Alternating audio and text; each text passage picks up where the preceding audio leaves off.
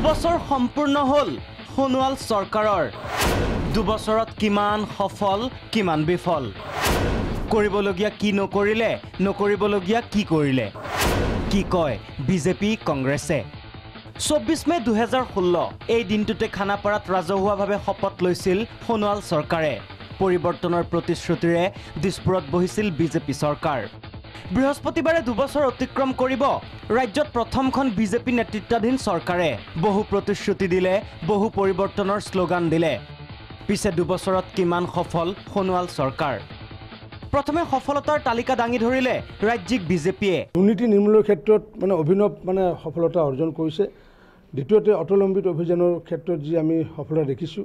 তৃতীয়তে আমি দেখিছোঁ যে আগতে ৭৫,০০০ টকাত ইন্দিৰা আৱাস যোজনাৰ ঘৰ নিৰ্মাণ হৈছিল তাত আকৌ ১০,০০০ টকা খৰচ কৰিবলগীয়া হৈছিল এতিয়া আমি ১,৫০,০০০ টকাত আমি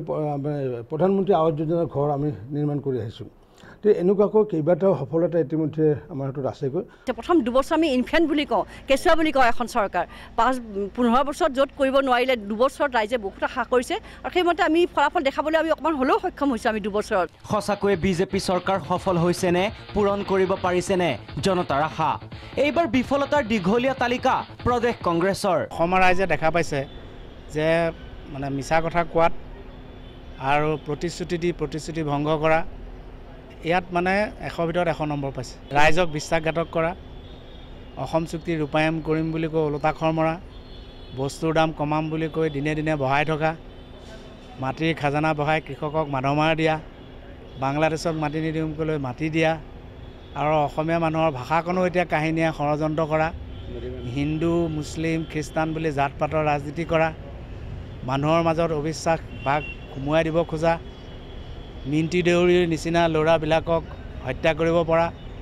ইত্যাদি ইত্যাদি কিমান কথা ক'ব সফলতাৰ জয়গান কিমান গাব পিছে শাসকীয় পক্ষই যিমান সফলতাৰ জয়গান নাগাওক কিয় যিমানে বিৰোধীয়ে বিফলতাৰ ছবি ৰাজহুৱা নকৰক কিয় বিচাৰ কৰিব সাধাৰণ জনতাই দুৰ্নীতিৰ ক্ষেত্ৰত কিছু স্থিতি ল'লেও ৰাইজৰ আশা যে পূৰণ কৰাত চৰকাৰখন সফল হোৱা নাই সেয়া ৰাজ্যখনৰ শেহতীয়া দৃশ্যই স্পষ্ট কৰিছে